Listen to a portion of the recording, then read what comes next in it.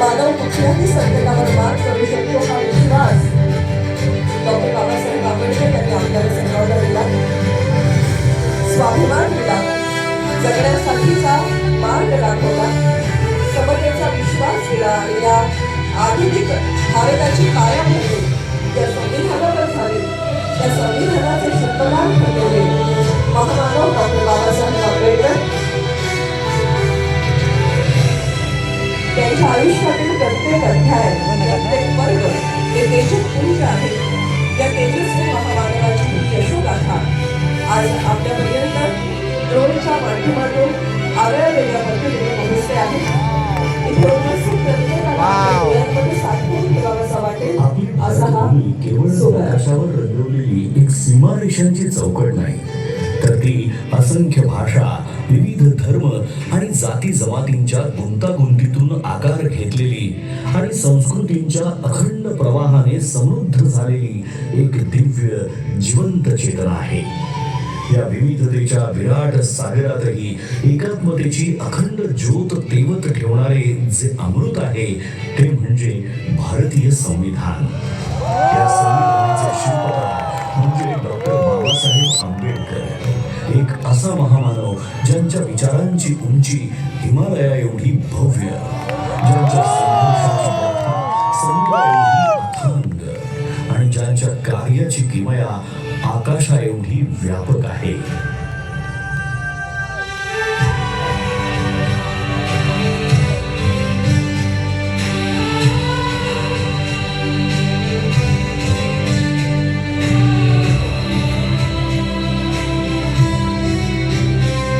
संविधानाच्या प्रत्येक ओळीतून उलगडणारी डॉक्टर बाबासाहेब आंबेडकर यांची दूरदृष्टी ही केवळ कायद्यांच्या चौकटीपुरती मर्यादित नाही, तर ती एका आदर्श समाज रचनेची जिवंत प्रतिमा आहे.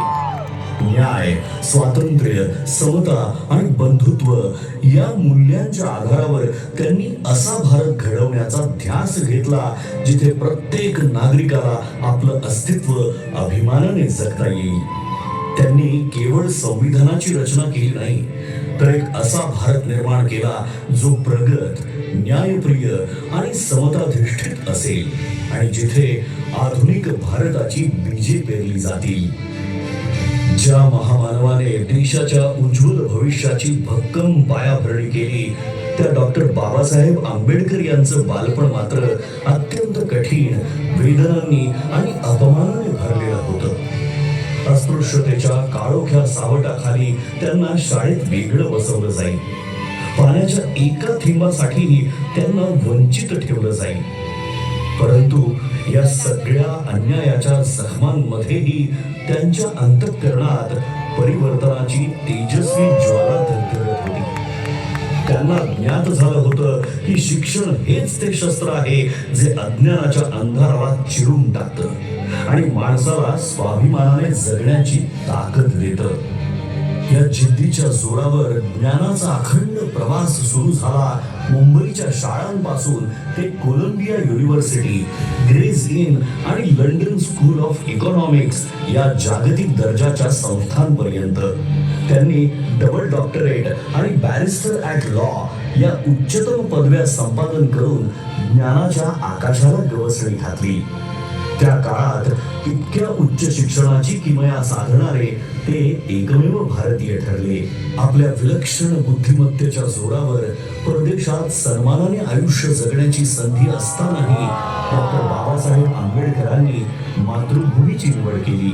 मात्र भारतात परतल्यावर त्यांना जातीच्या कारणामुळे बडोद्यामध्ये राहण्यासाठी छप्परही नाकारलं गेलं. पण अपमानापुढे झुकण्याऐवजी त्यांनी संघर्षाचा मार्ग निवडला. त्यांच्या कार्याची दखल घेत छत्रपती शाहू महाराजांनी 1920 साली त्यांना नव्या युगाचा नेता म्हणून गौरवलं आणि तिथूनच सामाजिक क्रांतीची नवी पहाट सुरू झाली. 1927 साली घडलेला महाड सत्याग्रह हा केवळ पाणी पिण्याचा हक्क मिळवण्यासाठीचा लढा नव्हता, तर तो मानवी स्वाभिमानासाठी उभारलेला पहिला महान संग्राम होता. 1927 साली महाड येथे झालेला 14 तळे सत्याग्रह, त्यानंतरचा काळाराम मंदिर सत्याग्रह हा संघर्ष तर श्रद्धा आणि समानतेच्या संगमावर उभा राहणारा ऐतिहासिक टप्पा ठरला. हा केवळ पाण्याच्या हक्कासाठी नव्हता, तर मानवी स्वाभिमान, समानता आणि सामाजिक न्यायासाठी उभारलेला पहिला महान सामाजिक संग्राम होता.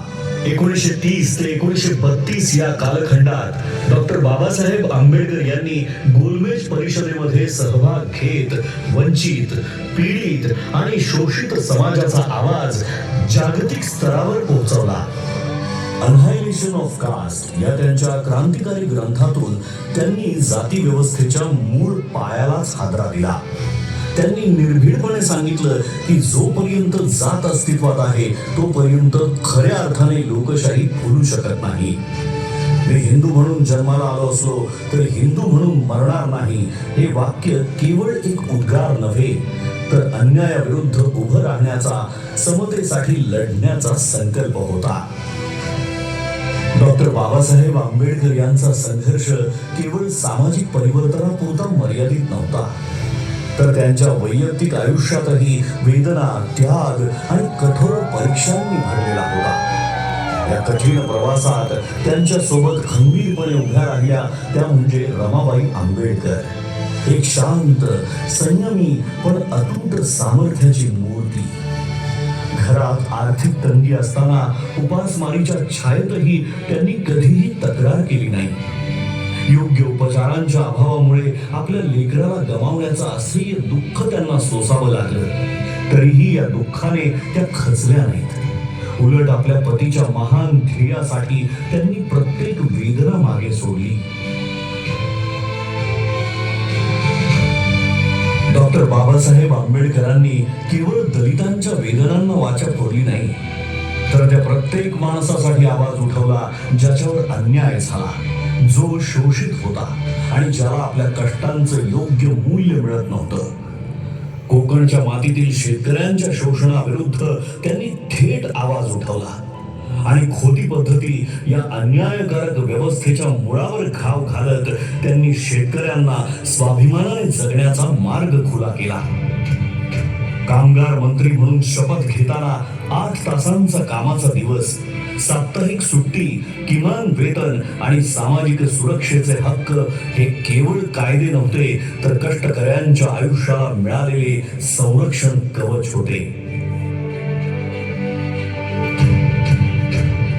डॉक्टर बाबासाहेब आंबेडकर यांच्या दृष्टीने स्त्री ही केवळ कुटुंबाचा भाग नव्हती, तर समाजाच्या उभारणीचा केंद्रबिंदू होती. म्हणूनच त्यांनी महिलांच्या आर्थिक स्वातंत्र्याला, शिक्षणाला प्रथम दर्जा दिला.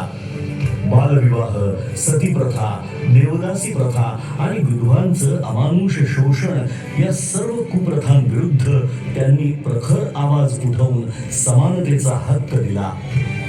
कायदा मंत्री म्हणून त्यांनी सादर केलेल्या हिंदू कोड बिलने महिलांना घटस्फोटाचा अधिकार, मालमत्तेत समान हक्क आणि वैयक्तिक आयुष्यात स्वायत्तता मिळवून देत अशा अभूतपूर्व निर्णयाने इतिहास रचला.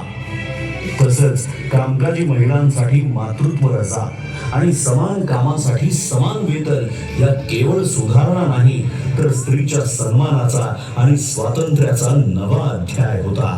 कायदा मंत्री म्हणून त्यांनी सादर केलेल्या हिंदू कोड बिलने महिलांना घटस्फोटाचा अधिकार, मालमत्तेत समान हक्क आणि वैयक्तिक आयुष्यात स्वायत्तता मिळवून दिली आणि या अभूतपूर्व निर्णयाने इतिहास रचला.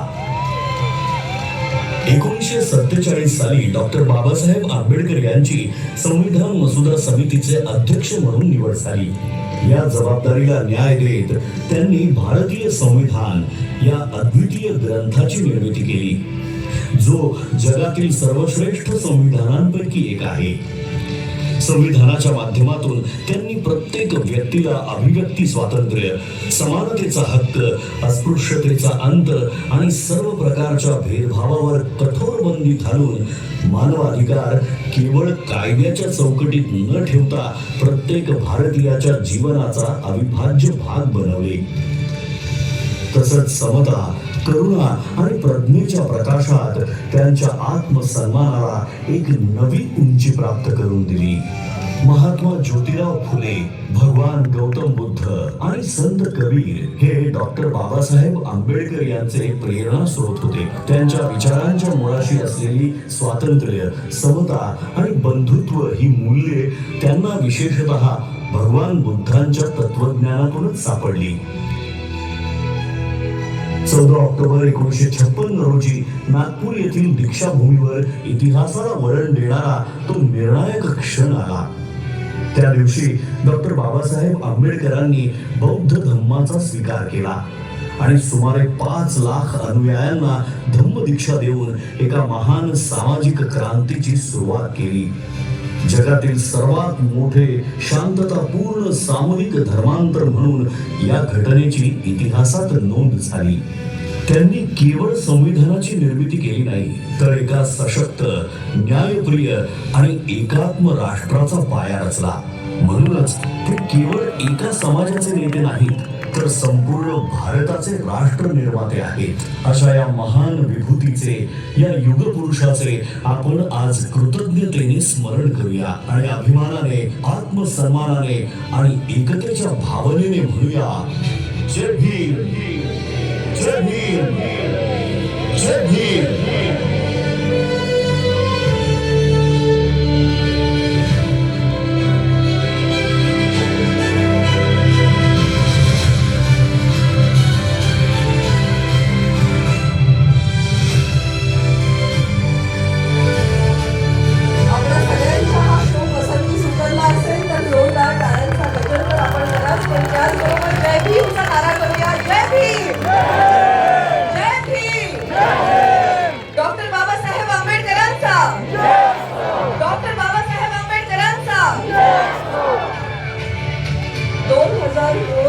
आकाशामध्ये आपल्यासाठी मी नेत्रदीपक अशी कलाकृती साकार करत होते आणि हा अतिशय आगळा वेगळा नेत्रदीपक असा सोहळा आपण या महाराष्ट्राच्या भूमीमध्ये, या मुंबापुरीमध्ये आज या ठिकाणी इतक्या सुंदर पद्धतीने अनुभवला.